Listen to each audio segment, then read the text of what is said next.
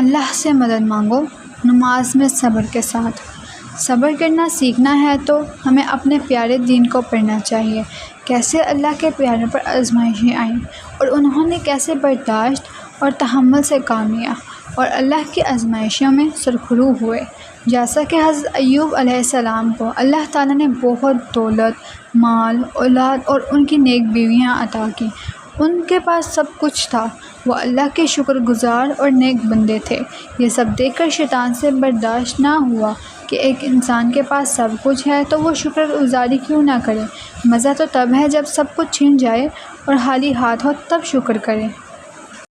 وہ اللہ کے حضور پیش ہوا، اس نے کہا، اے اللہ، تو دیکھتا ہے کہ تیرا بندہ کیسا ہے؟ اللہ تعالیٰ نے فرمایا، میرا یہ بندہ بہت نیک اور شکر گزار ہے، تو شیطان جس کا نام ابلیس ہے۔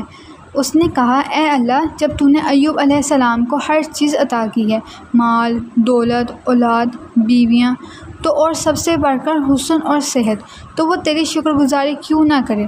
اللہ تعالیٰ نے فرمایا، تو مردود ہے، تجھے کیا پتہ یہ جو میرے بندے ہیں وہ میرے ہیں، چاہے ان پر کتنی ہی آزمائشیں مشکلات آئیں، وہ ہر آزمائش پر پورا اترتے ہیں۔ پھر حضرت ایوب علیہ السلام پر آزمائشوں کا وقت شروع ہوا، سارا پیسہ، دولت اور صحت چلی گئی، بیٹے بھی وفات پا گئے، حتیٰ کہ بیویاں بھی چھوڑ کر چلی گئیں، اور کوڑ کا مرض لاحق ہو گیا۔ بیماری اتنی بڑھ گئی کہ جسم پر کیڑے پڑ گئے۔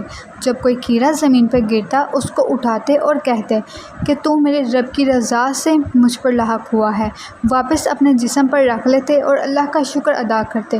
سب کچھ چلا گیا لیکن ایک بیوی نے ساتھ نہ چھوڑا، اس نے ان کی بہت خدمت کی۔ ایک دن وہ کسی کام سے کمرے سے باہر گئی۔ حضرت ایوب علیہ السلام بہت بے بسی محسوس کر رہے تھے۔ انہوں نے قسم دے کر فرمایا، تو بھی چلی جا ورنہ میں تجھے کوڑوں سے ماروں گا۔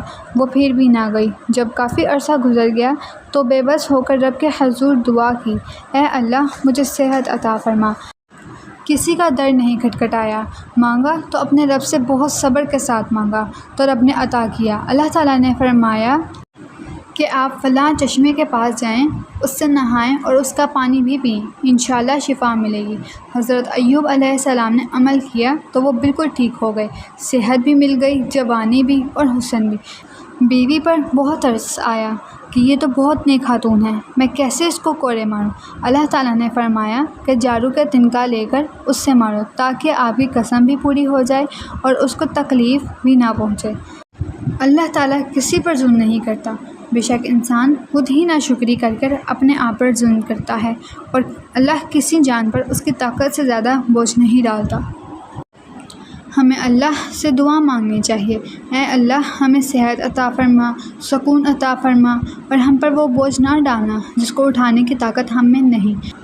وہ تو سب اللہ کے نبی تھے جو آزمائشوں پر پورا اترے۔ اے اللہ، ہم تو ناتوان ہیں، تیرے بندے ہیں، ہم پر آسانی والے معاملات فرما، آمین۔ اگر آپ کو میری باتیں پسند آئیں تو میرے ساتھ جڑے رہنے کے لیے میرے چینل کو سبسکرائب ضرور کیجیے گا۔